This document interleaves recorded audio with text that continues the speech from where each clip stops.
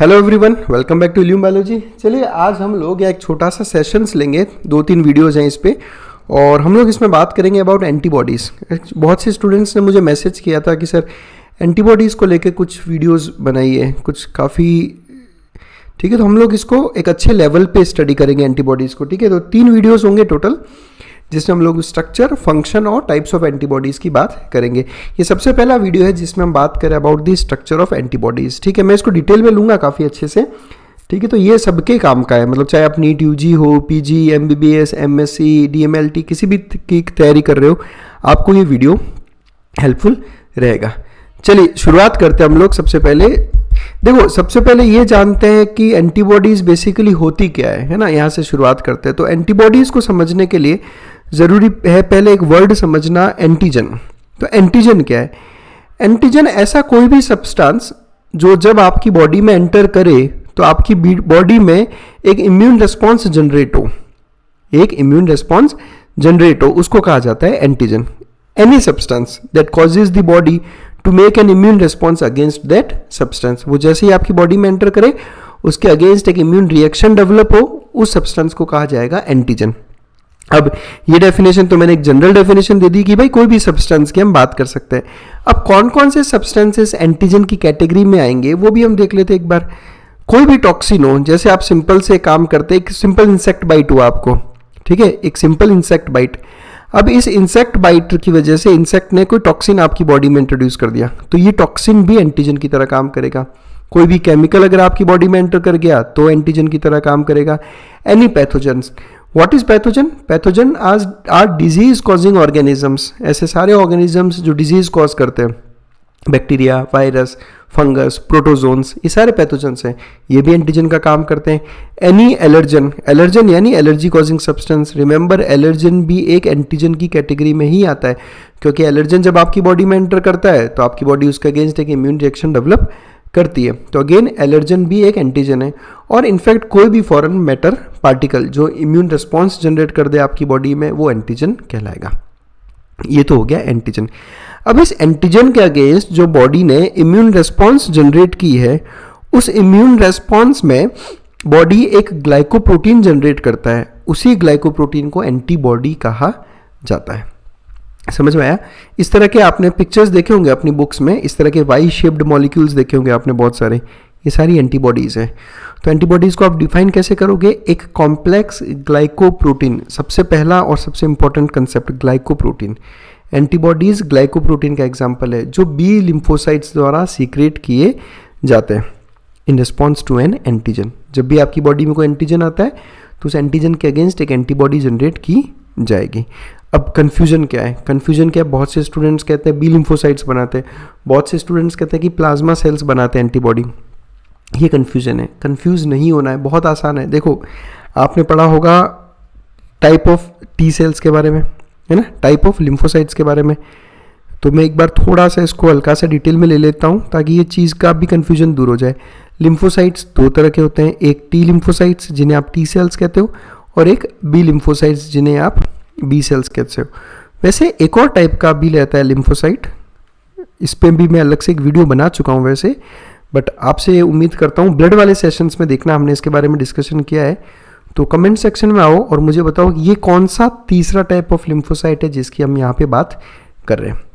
फिलहाल मैं बात कर लेता हूँ टी सेल्स और बी सेल्स की। तो आपने सुना होगा कि T cells cell mediated immunity develop करवाता है और बी सेल्स जनरेट करता है antibody mediated immunity. Antibody mediated immunity एक ऐसी इम्यूनिटी जो एंटीबॉडी द्वारा आपको प्रोवाइड की जाती है। तो ये है बी सेल्स। अब यही वो बी लिम्फोसाइट्स है जो एंटीबॉडीज़ का फॉर्मेशन करते हैं। बट फिर प्लाज्मा सेल्स क्या है वो भी देख लेते हैं। देखो, बी लिम्फोसाइट्स के टाइप्स होते हैं अलग अलग। बी लिम्फोसाइट्स के कुछ टाइप्स होते हैं, उसमें से जो एक टाइप है उसको कहा जाता है प्लाज्मा सेल। और प्लाज्मा सेल वो बी लिम्फोसाइट है जो एंटीबॉडीज़ का प्रोडक्शन करता है, जो एंटीबॉडीज़ का प्रोडक्शन करता है। यानी plasma cell is a type of B lymphocyte और उसका मेन काम क्या है? एंटीबॉडीज़ का प्रोडक्शन। तो आप अगर बोल रहे हो कि बी लिम्फोसाइट्स एंटीबॉडी बनाते हैं तो आप सही हो, अगर आप कह रहे हो कि प्लाज्मा सेल्स एंटीबॉडी बनाते हैं तो भी आप सही हो, क्योंकि प्लाज्मा सेल एक टाइप का बी लिम्फोसाइट ही है जो एंटीबॉडी का प्रोडक्शन करता है। तो यहाँ कन्फ्यूजन हमें नहीं रखना। अब ये देखो आप, बी सेल है, ये बी सेल डिफ्रेंशिएट होता है किसमें, प्लाज्मा सेल में, तब जाकर एंटीबॉडीज का प्रोडक्शन करता है। यानी मैं ये कहना चाहता हूँ कि सारे बी सेल्स एंटीबॉडीज नहीं बनाते, सारे बी सेल्स एंटीबॉडीज नहीं बनाते, प्लाज्मा सेल्स जो है ना वो एंटीबॉडीज बनाते हैं, और प्लाज्मा सेल एक बी सेल का ही डिफ्रेंशिएटेड वर्जन होता है। क्लियर? आई होप आप ये चीज़ आपको क्लियर होगी। अब बात करते हैं, आपने सुना होगा प्लाज्मा प्रोटीन्स के बारे में, है ना। तो एक और कन्फ्यूजन जो है बच्चों को, वो भी मैं यहाँ दूर कर देता हूँ। ब्लड प्लाज्मा में कुछ प्रोटीन्स प्रेजेंट होते हैं, जैसे एल्ब्यूमिन, फिब्रिनोजन, है ना, वो सब पढ़े होंगे आपने। मैं सबकी बात नहीं करूँगा, मैं यहाँ पे बात करूँगा केवल एक प्रोटीन की, जिसको आप कहते हो ग्लोबुलिन प्रोटीन्स। इन ग्लोबुलिन प्रोटीन्स के भी टाइप्स होते हैं, ये भी पढ़ा होगा आपने, अल्फा ग्लोबुलिन, बीटा ग्लोबुलिन और गामा ग्लोबुलिन। एंटीबॉडीज़ जो हैं वो गामा ग्लोबुलिन का एग्जाम्पल है। एंटीबॉडी किसका एग्जाम्पल है? गामा ग्लोबुलिन का। तो बिकॉज एंटीबॉडी एक ग्लोबुलिन प्रोटीन का ही टाइप है, इसीलिए, और एक ऐसा globulin protein, antibody plasma protein का एक टाइप होता है ग्लोबुलिन प्रोटीन, एक ऐसा ग्लोबुलिन प्रोटीन जो इम्यूनिटी प्रोवाइड करे, उसको नाम दे दिया हमने इम्यूनोग्लोबुलिन। यानी कि जो आप लिखते हो ना IG, आपने पढ़ा होगा types of immunoglobins, IgA, IgD जो आप लिखते हो, तो ये इम्यूनोग्लोबुलिन और एंटीबॉडी एक ही बात है। इनको इम्यूनोग्लोबुलिन्स इसीलिए कहा जाता है क्योंकि ये ग्लोबुलिन प्रोटीन होता है। तो antibodies belong to a group of glycoproteins called globulins, and for this reason they are called as immunoglobulins. इसीलिए एंटीबॉडीज को इम्यूनोग्लोबुलिन्स भी कहा जाता है। और अगर आप बात करो टोटल प्लाज्मा प्रोटीन्स की, तो टोटल प्लाज्मा प्रोटीन्स में 20% जो है इम्यूनोग्लोबुलिन्स है, यानी कि IG, बट ये मैक्सिमम नहीं है, ध्यान रखें। आप कमेंट सेक्शन में आओ और मुझे बताओ कि प्लाज्मा प्रोटीन में सबसे मैक्सिमम कौन सा प्रोटीन पाया जाता है, which is the most abundant plasma protein present in plasma, ये मेरा क्वेश्चन है। एंटीबॉडी प्लाज्मा प्रोटीन्स का केवल 20% पार्ट ही बनाती है। चलो, अब दो टर्म्स है, एपिटोप और पैराटोप।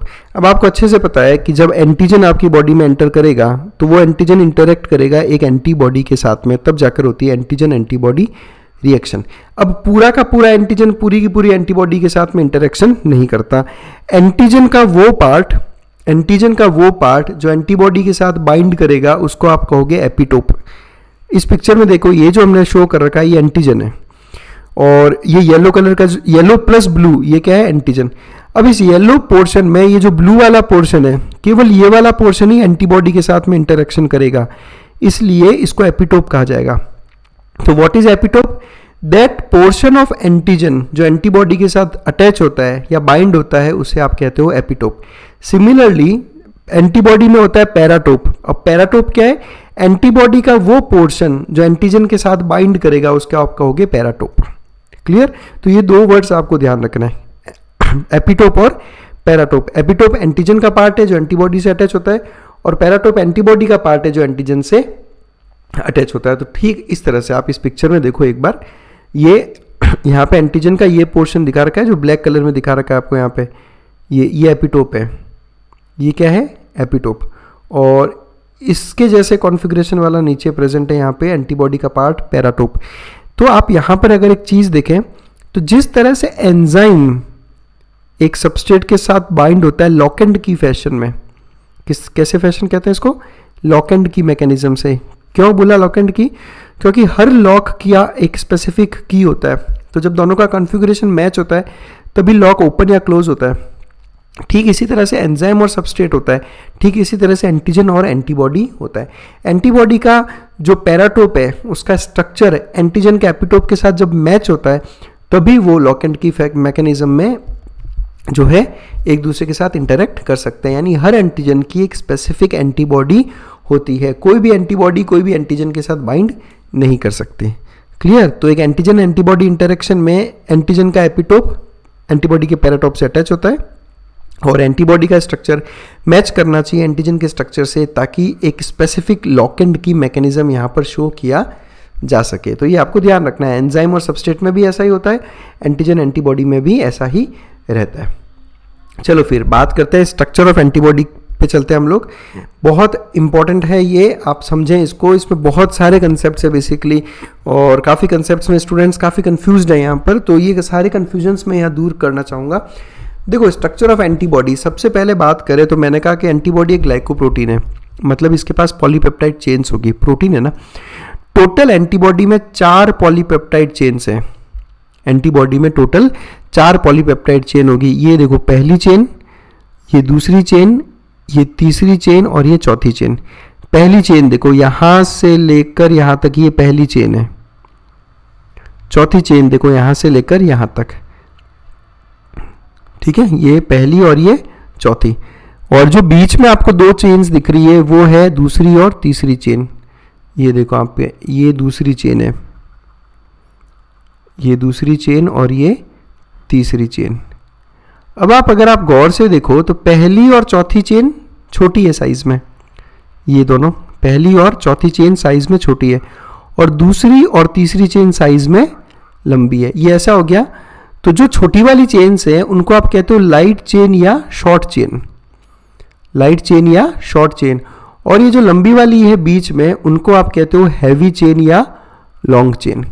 तो ये एक शॉर्ट चेन या लाइट चेन, फिर एक एच चेन, एक और एच चेन, और यहां पर लाइट चेन एल चेन। तो कुछ ऐसा हो गया, ये L1, ये L2, ये H1 और ये H2। तो टोटल कितनी 4 पॉलीपेप्टाइड चेन है H, इसलिए इस फॉर्मूले को क्या कहा जाता है, H2L2। 2 हैवी चेन्स H2 और 2 लाइट चेन L2, और मॉलिक्यूल कैसा बन गया, एक वाई शेप्ड मॉलिक्यूल बन गया। अब इसमें सबसे इंपॉर्टेंट कंसेप्ट जो मैं बताना चाहता हूं आपको, वो देखना आप यहाँ पे, ये जो ऊपर वाला पोर्शन है ना, यहाँ पर जो हमने सर्कल में शो कर रखा है, ये हर एंटीबॉडी का अलग अलग रहता है। ये जो पोर्शन है एंटीबॉडी का, ये हर एंटीबॉडी का अलग अलग रहता है। भाई एंटीजन का स्पेसिफिसिटी कहते हैं ना हम लोग, जैसे हर एंजाइम और सबस्ट्रेट आपस में स्पेसिफिक होते हैं, वैसे ही हर एंटीजन और हर एंटीबॉडी आपस में स्पेसिफिक होते हैं। वो इसीलिए होते हैं because of this region, because of this region. इस रीजन को कहते हैं हम वेरिएबल रीजन। क्यों? क्योंकि ये वेरिएबल है, मतलब बदलता है, मतलब किसी एक एंटीबॉडी में नहीं बदलता। वेरिएबल का मतलब होता है हर एंटीबॉडी में ये अलग अलग रहता है, हर एंटीबॉडी में ये अलग अलग है, इसलिए ये वेरिएबल रीजन कहलाता है। इसलिए एंटीजन एंटीबॉडी स्पेसिफिक होती है, जबकि नीचे वाला पोर्शन है ये कांस्टेंट रीजन कहलाता है। कांस्टेंट क्यों? क्योंकि हर क्लास ऑफ एंटीबॉडी में ये सेम रहेगा। जैसे कि आपने टाइप्स देखे होंगे, IgA की बात कर रहा हूं मैं, तो जितनी भी IgA एंटीबॉडीज है उन सबका कांस्टेंट रीजन सेम है, लेकिन उनका वेरिएबल रीजन अलग अलग है। अब IgA एंटीबॉडीज भी अलग अलग टाइप की होती है, ठीक है, तो उनमें जो डिफरेंस है वो वेरिएबल रीजन में आएगा। बाकी सभी IgA का कांस्टेंट रीजन जो है सेम रहता है। इनफैक्ट इसी कांस्टेंट रीजन की वजह से जो एंटीबॉडीज है 5 टाइप की, उनमें डिफरेंस इन्हीं कांस्टेंट रीजन का रहता है। कैसे रहता है मैं अभी थोड़ी देर में देखेंगे वो सारे हम लोग। तो मैंने वापस बता रहा हूँ, अपर वाला पोर्शन वेरिएबल रीजन है और नीचे वाला पोर्शन कांस्टेंट रीजन है जो सर्कल में आ रखा है। अब बिकॉज ये वेरिएबल रीजन है, हर एंटीबॉडी का अलग है, इसीलिए यहाँ पर एंटीजन आकर बाइंड होता है। ये एंटीजन बाइंडिंग साइट है, ये यहाँ पर एंटीजन बाइंडिंग साइट है।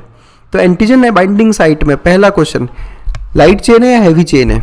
आंसर है कि लाइट चेन भी है और हैवी चेन भी है।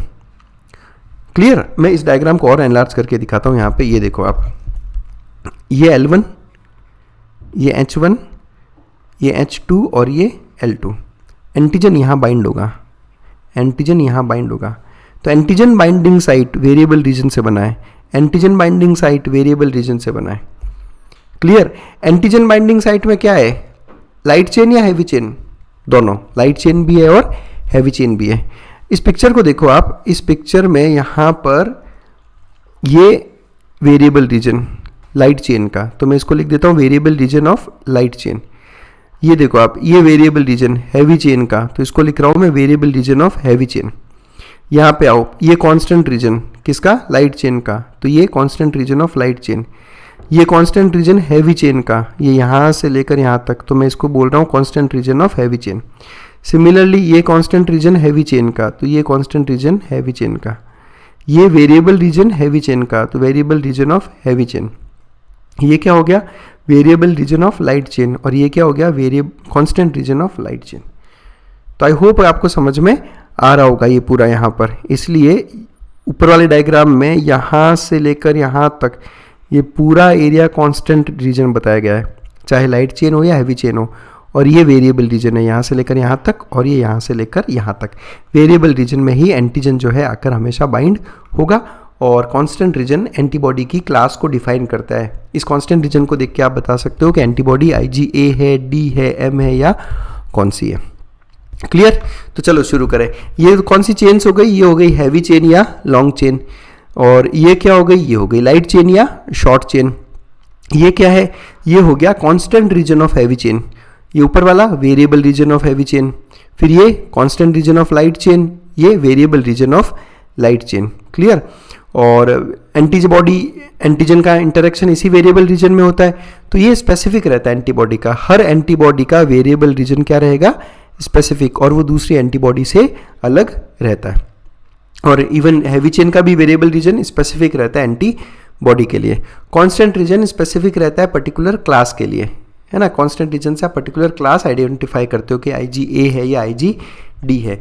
IgA में भी जो अलग अलग टाइप ऑफ एंटीबॉडीज है वो वेरिएबल रीजन की वजह से होती है। ये हो गई एंटीजन बाइंडिंग साइट यानी कि पैराटोप। सिमिलरली ये भी एंटीजन बाइंडिंग साइट यानी कि पैराटोप। अब इस डायग्राम में सबसे खास बात अगर कुछ है तो वो है बॉन्ड्स, सल्फाइड बॉन्ड्स। ये जो आपको येलो कलर के शो कर रखे हैं ना, ये सारे सल्फाइड बॉन्ड्स हैं। मैं एक बार दिखाता हूँ आपको, ये सारे एरोज हटा के। ये देखो आप यहाँ पे जितने भी ये बॉन्ड दिख रहे हैं आपको, ये सारे सल्फाइड बॉन्ड है, डाई सल्फाइड बॉन्ड, सल्फर है ये सारे। ठीक है, तो अब आप देखो यहाँ पर सल्फाइड बॉन्ड्स के नंबर गिनते हम कि टोटल कितने नंबर हैं। 1 2 3 4 5 6 7 8 9 10 11 12 13 14 15 16। यानी एक टिपिकल एंटीबॉडी में, जैसे अब ये जो पिक्चर है ना आपके सामने, ये IgG एंटीबॉडी का है। ये IgG एंटीबॉडी का, ये मोनोमर है बेसिकली। IgG क्या है? मोनोमर। मोनोमर कौन सी होती है, पॉलीमर कौन सी होती है, डाइमर कौन सी होती है, वो सब हम लोग जब डिफरेंट टाइप्स ऑफ एंटीबॉडीज पढ़ेंगे उसमें बात करेंगे। लेकिन अगर मैं एक मोनोमर ऑफ एंटीबॉडी की बात करूँ, जैसे IgG की मैं बात करूँ, तो IgG या एक टिपिकल एंटीबॉडी में जो मोनोमर फॉर्म शो करती है उसमें 16 डाइसल्फाइड बॉन्ड्स होंगे। कितने? 16 डाइसल्फाइड बॉन्ड्स। इन 16 में से अब मुझे ये पहचानना है कि कितने बॉन्ड्स ऐसे हैं जो दो चेन्स के बीच में, जो दो अलग अलग चेन्स के बीच में, मतलब जैसे अब ये देखो आप, एक लाइट चेन और एक हैवी चेन को जोड़ रहा है। ये इसको देखो, लाइट चेन और हैवी चेन को जोड़ रहा है। इन दोनों को देखो आप, दो हैवी चेन के बीच का बॉन्ड दिख रहा है। इसके अलावा ऐसा कोई बॉन्ड नहीं है डाइसल्फाइड बॉन्ड जो दो चेन के बीच में हो।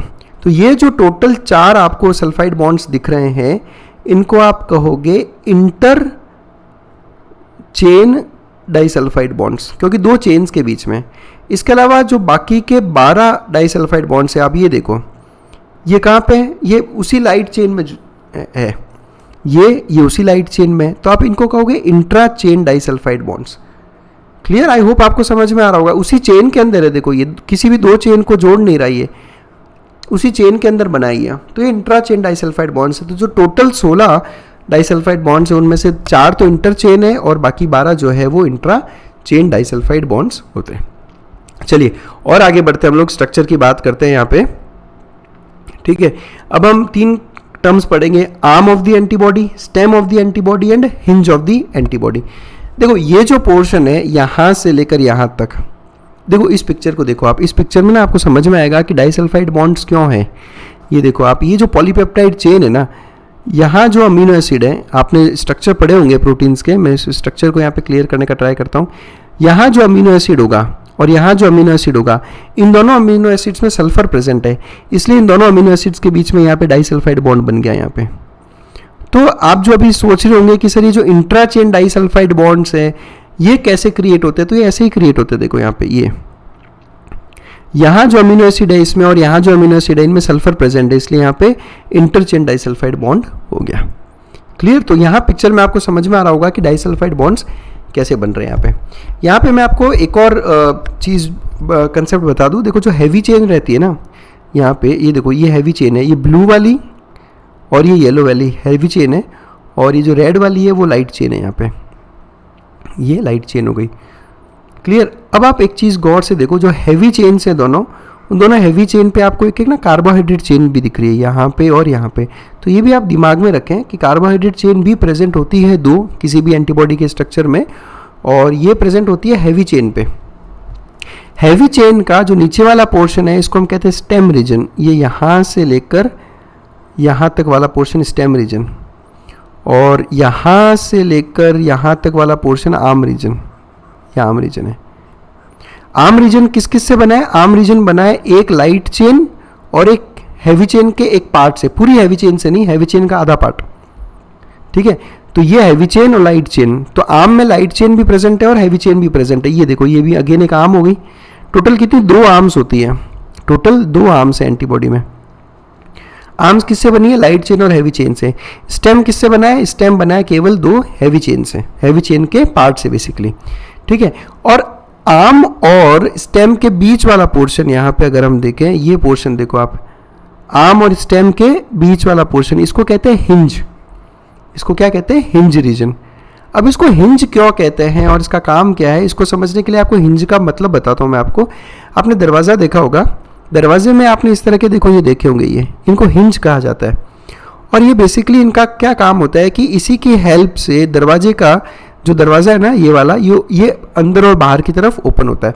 देखो, इसको आप फ्रेम कहते हो, है ना। हिंज एक तरफ फ्रेम से अटैच्ड है और एक तरफ इस दरवाजे से अटैच है, और इस हिंज की वजह से ये दरवाज़ा अंदर बाहर मूव कर रहा है। फ्रेम फिक्स है लेकिन दरवाज़ा मूव कर रहा है, डोर मूव करता है। सिमिलरली सेम कंसेप्ट आप यहाँ पे लगाओ कि ये हिंज का काम कर रहा है, यहाँ पे ये हिंज का काम कर रहा है, ये पोर्शन। स्टेम फिक्स रहेगा और आर्म मूव कर पाती है। तो ये जो आर्म होती है ऐसे, इसमें हिंज की वजह से, हिंज में मूवमेंट की वजह से ये आर्म इस तरह से मूव कर सकती है ऐसे। समझ लो कंसेप्ट को। तो हिंज के मूवमेंट की वजह से जो है आर्म का मूवमेंट होता रहता है, और इस आर्म की मूवमेंट की वजह से हेल्प मिलती है एंटीजन के साथ बाइंड होने में। क्लियर। तो इसको कहते हैं arm, stem and hinge of N antibody. तो अब टेक्स्ट देख लेते हैं हम लोग, जो भी हमने अब तक पढ़ा। In each antibody the light chain is parallel to one end of the heavy chain. बिल्कुल सही बात है, लाइट चेन हैवी चेन के एक एंड के पैरेलल चलती है। Light chain and part of heavy chain parallel to it form one arm. बिल्कुल सही बात है, ये लाइट चेन और हैवी चेन का वो पार्ट जो इसके पैरेलल है, ये एक आर्म का फॉर्मेशन करते हैं। और टोटल कितनी आर्म्स है? 2 आर्म्स है। एक हिंज दोनों आर्म्स को जोड़ता है। ये देखो, ये बहुत इंपॉर्टेंट पार्ट, ये हिंज वाला पोर्शन हो गया। ये हिंज है पूरा। ये हिंज क्या कर रहा है? हिंज यहाँ पर दोनों आर्म्स को जोड़ रहा है। और सबसे खास बात, इस हिंज में 2 डाइसल्फाइड बॉन्ड्स प्रेजेंट है, ये आपको ध्यान रखना है। हिंज इन दोनों आर्म्स को आपस में कनेक्ट कर रहा है, और ये हिंज में 2 डाइसल्फाइड बॉन्ड्स प्रेजेंट होते हैं। और हिंज रीजन के बियॉन्ड वाला जो एरिया है, जिसमें 2H चेन से, ये बनाता है स्टेम रीजन, यानी ये वाला पोर्शन, ये स्टेम हो गया। ठीक है, ये पूरा स्टेम, ये हिंज, और ये आर्म 1 और ये आर्म 2। तो ये रहता है पूरा एंटीबॉडी का स्ट्रक्चर। और आगे बढ़ते हैं हम लोग। हैवी चेन्स की बात करें तो हैवी चेन्स में हर एक सिंगल चेन में 450 अमीनो एसिड्स होते हैं, जबकि लाइट चेन में 220 अमीनो एसिड होते हैं। मतलब ऑलमोस्ट आधा आ गया ये, है ना। 450 हैवी चेन में और लाइट चेन में 220, और यही रीज़न है इनको हैवी चेन और लाइट चेन बोलने का। नंबर ऑफ डाइसल्फाइड बॉन्ड्स हमने डिस्कस किए 16 है, जिसमें से 4 इंटर चेन है और 12 इंट्रा चेन। आप चाहो तो इस डायग्राम में भी कैलकुलेट कर सकते हो वीडियो को पॉज करके। एक डाइसल्फाइड बॉन्ड हर लाइट चेन को हैवी चेन के साथ जोड़ रहा है। बिल्कुल, ये देखो आप, ये disulphide bond light chain heavy chain को जोड़ रहा है। ये डाइसल्फाइड बॉन्ड लाइट चेन और हैवी चेन को जोड़ रहा है। Similarly 2 disulphide bonds mid region of H chains को जोड़ते हैं। बिल्कुल, ये देखो आप, ये 2 डाइसल्फाइड बॉन्ड हिंज एरिया में प्रेजेंट है और H चेन के मिड रीजन में। This part displays considerable flexibility and is known as hinge region. यही पार्ट वो है जो 2 डाइसल्फाइड बॉन्ड्स प्रेजेंट हैं, तो ये क्या करते हैं कि ये थोड़ा फ्लेक्सिबिलिटी शो करते हैं, मूवमेंट शो कर सकते हैं। इसीलिए इस पार्ट को हिंज रीजन कहा गया है, बिकॉज मूवमेंट यहाँ पर होता है। Now because antibody arms can move somewhat as hinge region bends. जैसे ही आप इस हिंज रीजन को थोड़ा बहुत बेंड करोगे, तो एक एंटीबॉडी इस बेंडिंग की वजह से या तो टी शेप ले लेगी या वाई शेप ले लेगी। अब आप देखो यहाँ पर, ये एंटीबॉडी का स्ट्रक्चर सेम बता रहा हूँ मैं यहाँ पे। ये टी शेप्ड हो गया। कैसे हो गया टी शेप्ड कि ये हो गया आपका स्टेम रीजन, ठीक है, ये स्टेम रीजन हो गया, और यहाँ पर एक सेकंड कलर चेंज करते हैं, और यहाँ पर ये आ गई एक आपका पहला आर्म और ये दूसरा आर्म। तो ये कैसा शेप हो गया, टी शेप हो गया। तो ये जो एंटीबॉडी अपना शेप चेंज कर पा रही है टी शेप और Y shape, that's because of the hinge region. Clear. और इससे इसको क्या हेल्प मिलेगी, इसको इससे ये हेल्प मिलेगी कि ये आराम से एंटीजन्स के साथ में बाइंड कर सकता है। और ऐसा कोई ज़रूरी नहीं होता कि एक एंटीबॉडी एक ही एंटीजन के साथ बाइंड करती है। कई बार ऐसा होता है कि एक ही पैथोजन पे समझो जो दो अलग अलग एंटीजन्स हैं उनके साथ एक सिंगल एंटीबॉडी बाइंड हो जाए। मैं भी आपको दिखाता हूँ कैसे, है ना, अभी मैं शो करूँगा वो सब। तो बात करते हैं सबसे पहले वेरिएबल रीजन की, है ना। वेरिएबल रीजन बेसिकली इस रीजन को कुछ बुक्स में FAB नाम से भी लिखा गया है। FAB क्यों कहा हमने इसको, क्योंकि ये AB मीन्स एंटीजन बाइंडिंग। ये वो फ्रेगमेंट है, F is fragment, F represents fragment. Antibody का वो फ्रेगमेंट जो एंटीजन के साथ बाइंड होगा उसको आप कहोगे FAB, ठीक है। और ये FAB यानी ये वाला पोर्शन हो गया, यही होता है एंटीजन के साथ बाइंड। तो ये FAB किसका बना है, वेरिएबल रीजन का, इसलिए वेरिएबल रीजन को कुछ बुक्स में FAB लिखा गया है।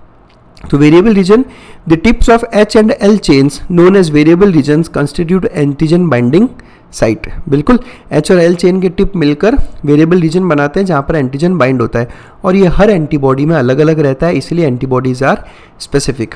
और ये स्पेसिफिक एंटीबॉडी एक स्पेसिफिक एंटीजन को रिकॉग्नाइज करती है और उसके साथ अटैचमेंट शो करती है।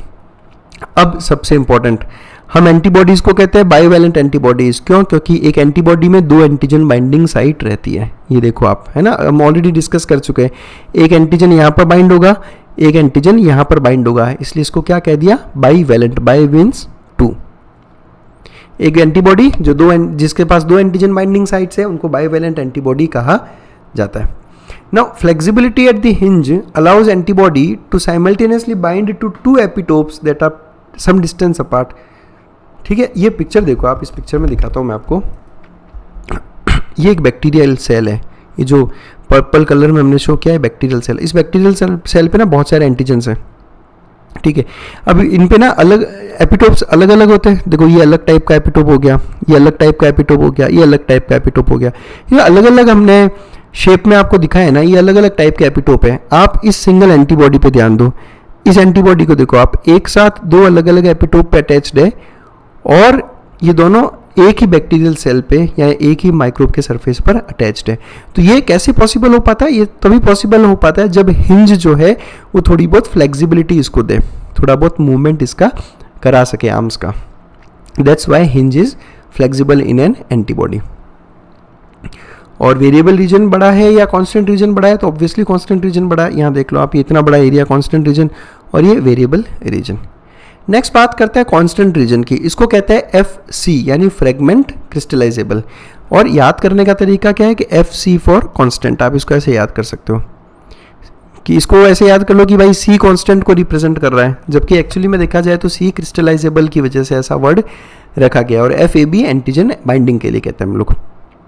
अब कांस्टेंट रीजन, जैसा मैंने आपको बोला कि हर जो आपने 5 क्लासेस बना रखी है, IgG, IgA, IgM, IgD और IgE, इन सब क्लास में सेम क्या रहता है, इनका कांस्टेंट रीजन। तो IgA की जितनी एंटीबॉडीज है उन सब का कांस्टेंट रीजन क्या हो जाएगा, सेम हो जाएगा, ठीक है। लेकिन क्लासेस में डिफर है ना, जैसे IgA का कांस्टेंट रीजन अलग होगा IgD से, और यही रेस्पॉन्सिबल है for the type of antigen antibody reaction that occurs. देखो एंटीजन एंटीबॉडी रिएक्शन के ना बहुत से अलग अलग टाइप होते हैं, जैसे एग्लूटिनेशन या न्यूट्रलाइजेशन, ऑप्सोनाइजेशन, है ना, ये हम लोग सेकंड लेक्चर में पढ़ेंगे जो टाइप्स ऑफ इंटरेक्शन है। तो ये अलग अलग टाइप की एंटीबॉडीज अलग अलग टाइप का इंटरेक्शन शो करती है, तो उसके पीछे का रीजन ये कांस्टेंट रीजन है। ये कांस्टेंट रीजन डिसाइड करता है कि किस तरह का इंटरेक्शन जो है एंटीजन और एंटीबॉडी के बीच में होगा। And this structure serves as a basis for distinguishing 5 different classes on the basis of types of heavy chains. समझ में आ गई ये चीज़, हम ऑलरेडी डिस्कस कर चुके हैं कि कांस्टेंट रीजन को देखकर ही हमने 5 अलग अलग क्लासेस जो है वो बनाई है अलग अलग एंटीबॉडीज़ के लिए, ठीक है। और ये बेसिकली हैवी चेन्स, अब constant region of heavy chain की अगर मैं बात करूं तो चेन कौन से टाइप की है उसके हिसाब से क्लासेस रहती है। जैसे कि अगर मैं टाइप चेन कौन सी, केवल हैवी चेन की बात कर रहा हूँ ना, लाइट चेन की नहीं बात कर रहा।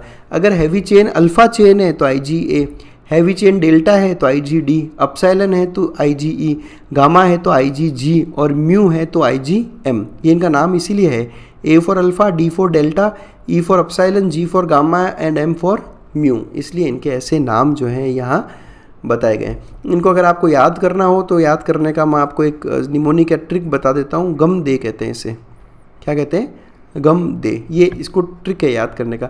इस ट्रिक को याद करने का एक और फ़ायदा भी होगा जो मैं आपको नेक्स्ट वीडियो में बताऊंगा कि किस तरह से गम दे से आप केवल 5 अलग अलग क्लासेस का नाम ही नहीं, एक और बहुत बढ़िया कंसेप्ट आप याद कर सकते हो केवल इस एक सीक्वेंस से। वो भी मैं आपको नेक्स्ट वीडियो में बताऊँगा इसके बारे में, ठीक है। अब सबसे खास बात कि कांस्टेंट रीजन बाइंड कहाँ होता है, तो कांस्टेंट रीजन बाइंड होता है सेल के सरफेस रिसेप्टर पे। देखो मैं आपको एक एग्जांपल देता हूँ कि जैसे बेजोफिल की बात करता हूँ मैं, या मास्ट सेल की बात करूँ। बेजोफिल और मास्ट सेल है ना, ऑलमोस्ट सेम ही फंक्शन है। तो बेजोफिल और मास्ट सेल इनके सरफेस पे एक रिसेप्टर प्रेजेंट होता है जिनको आप कहते हो IgE रिसेप्टर। क्या कहते हो, IgE रिसेप्टर।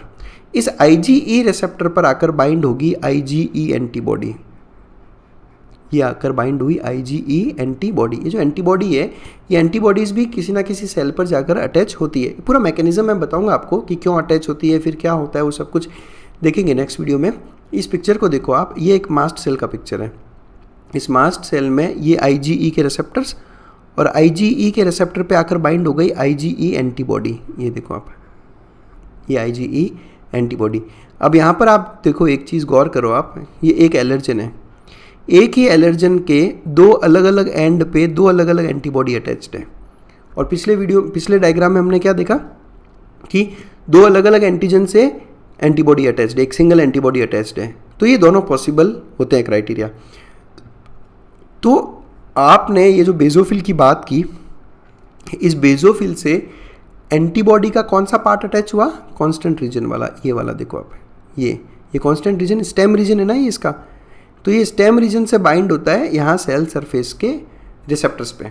तो this region binds to the antibody receptor situated on the surface of the cell membrane. तो आई होप आपको ये समझ में आया होगा कि एंटीबॉडी जो आप बना रहे हो वाई शेप्ड मॉलिक्यूल, इसमें यहाँ पर तो कौन बाइंड होता है, एंटीजन। यहाँ पर एंटीजन बाइंड होता है और यहाँ पर बाइंड होता है आपका इसका एंटीबॉडी का रिसेप्टर जो किसी सेल पर प्रेजेंट होता है। तो दैट्स हाउ FC और FAB का अपना अलग अलग फंक्शन रहता है। तो आई होप आपको ये स्ट्रक्चर ऑफ एंटीबॉडी वाला वीडियो अच्छे से समझ में आया होगा। और अगर आपको लगता है कि बहुत अच्छे से आपने चीज़ें सीखी है तो सपोर्ट करें हमें, ज्वाइन करें हमारे चैनल को, मेंबर बने, ताकि इस तरह के और भी बहुत सारे वीडियोस हम आप लोगों तक लेकर आ सकें। अगर आपको किसी भी तरह के डाउट्स हो तो आप मुझे मेरे व्हाट्सएप नंबर पर, मेरी मेल ID पर और इंस्टाग्राम हैंडल पर मुझसे बात कर सकते हो। और जितने भी मेंबर्स हमारे चैनल से जुड़ रहे हैं उनसे रिक्वेस्ट करूंगा कि चैनल को ज्वाइन करते ही सबसे पहले इस नंबर पे मुझे व्हाट्सएप करें, आप अपना नाम, नंबर, सिटी, ताकि मैं आपको हमारे इल्यूम बायोलॉजी मेंबर्स के ग्रुप में जो है ऐड कर सकूं, जहां पर हम लोग और अच्छे से इंटरेक्ट आपस में कर सकेंगे। तो बस that's it. Thanks a lot for watching us.